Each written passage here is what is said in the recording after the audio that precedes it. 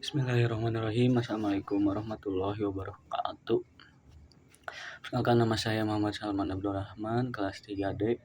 Di sini saya akan menjelaskan mengenai arkeologi Islam Nusantara karya UK Chandra Sasmita.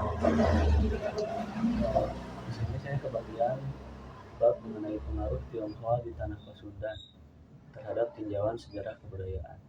Dijelaskan bahwa awal mula datangnya etnik Tionghoa ke Tatar Sunda itu belum diketahui secara pasti, melainkan menurut J.C. Van Door, sebagian perdagangan dan pelayaran di Laut Cina Selatan meliputi orang-orang dari orang Barat, terus India, dan juga tidak terlepas dari Indonesia itu sendiri.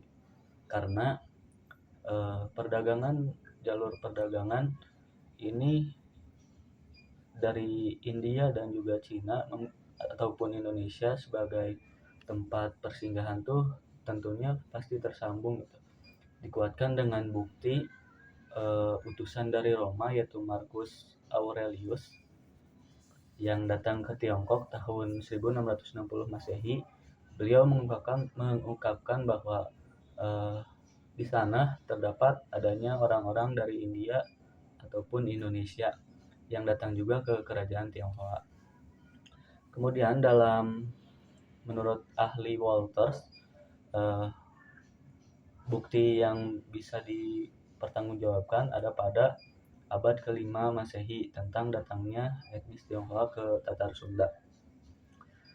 Dengan bukti bahwa adanya kedatangan Fahien dan Gurnawarman, seorang pendeta Buddha, ke daerah kalau Fahien itu di Yepoti dan Gurnawarman di Copo yang mungkin sekarang tuh dikaitkan dengan di daerah Jawa gitu.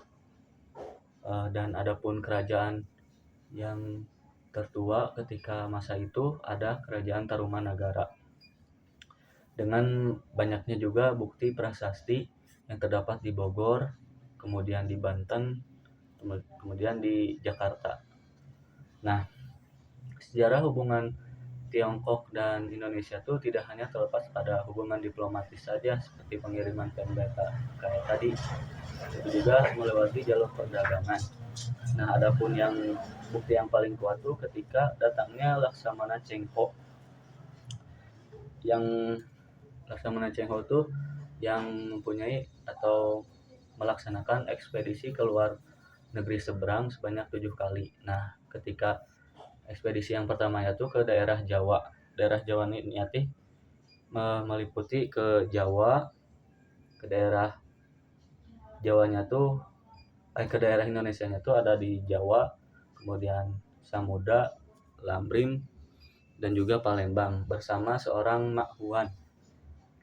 Nah, itu tuh sendiri, kemudian bersama Mak Huannya tuh meliputi ke Jepara, Lasem, Tuban, Gresik, Canggu, dan juga Majapahit.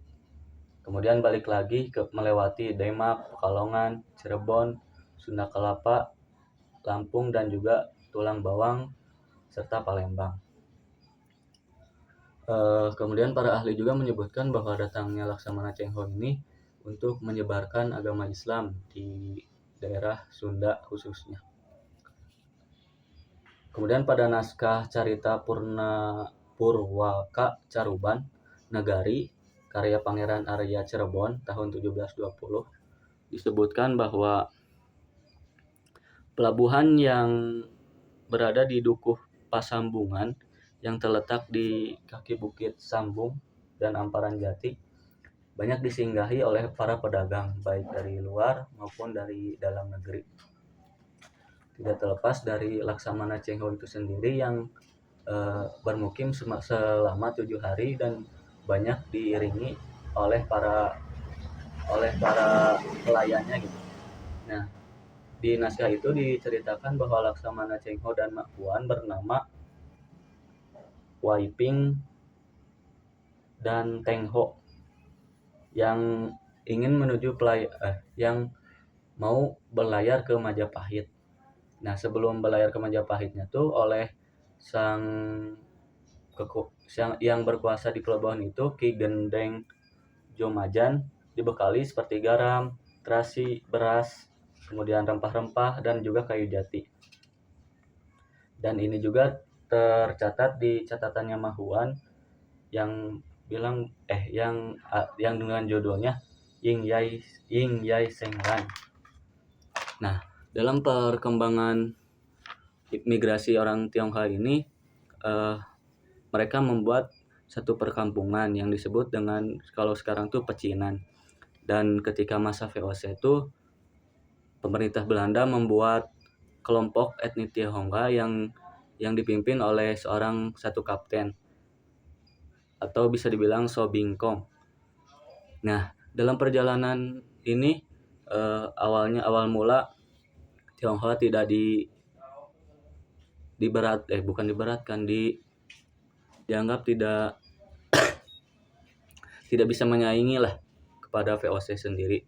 Tapi anggapan VOC itu salah karena etnis Tionghoa ini dapat menyaingi VOC dalam hal perdagangan. Dan puncaknya itu ketika para pemerintah Belanda pada tahun 1700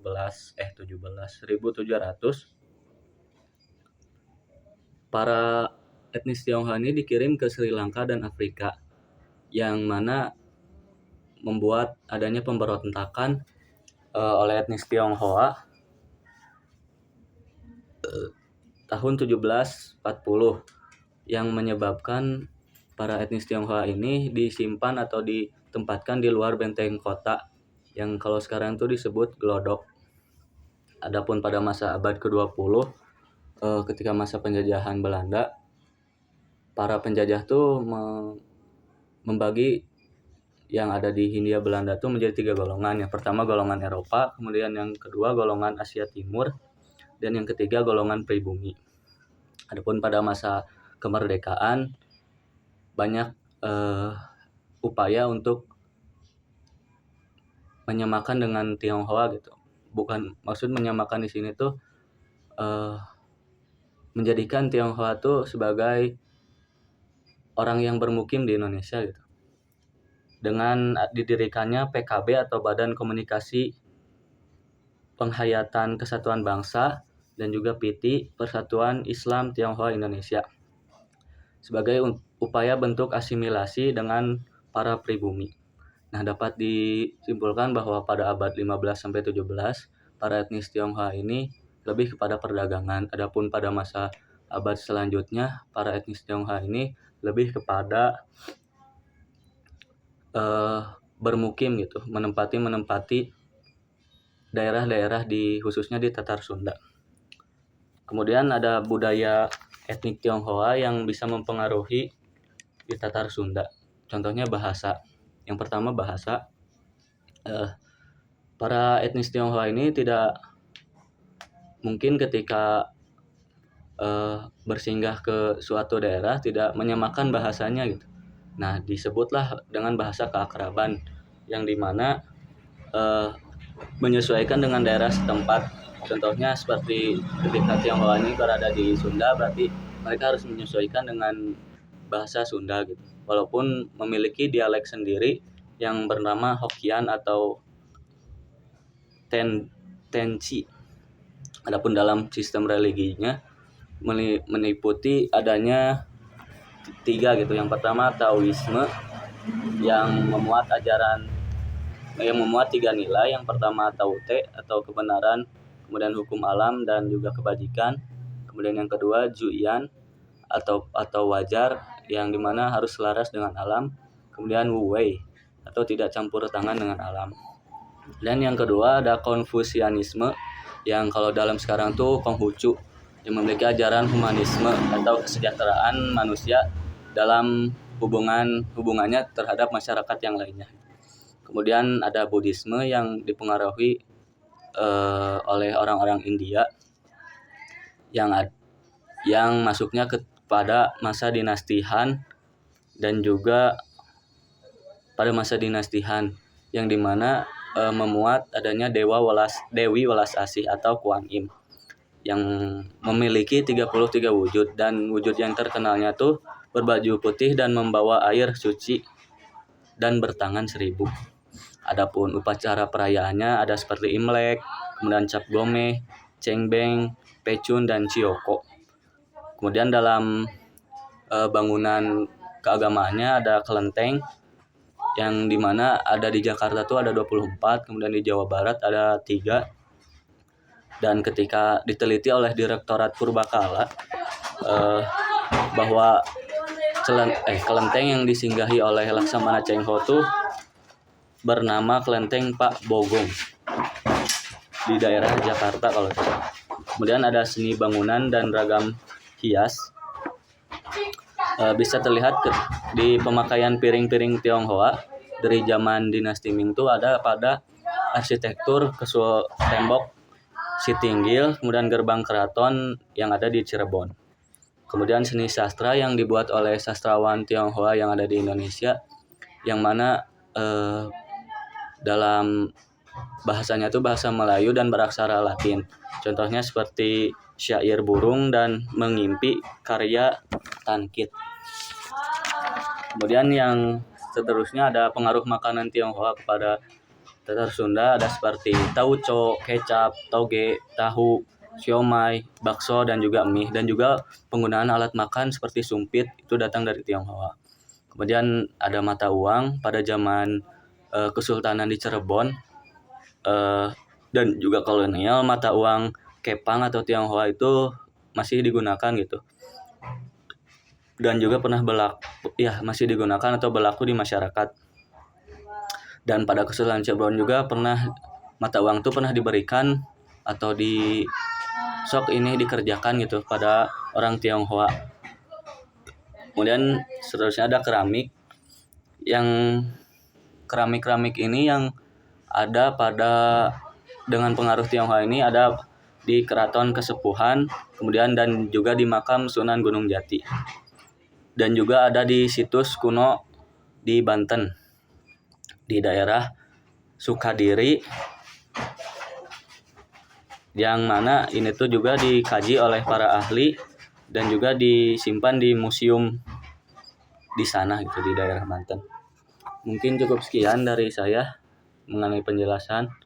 Mohon maaf apabila banyak terdapat kesalahan. Allahumma fiqh ila aqwamit thoriq. Wassalamualaikum warahmatullahi wabarakatuh.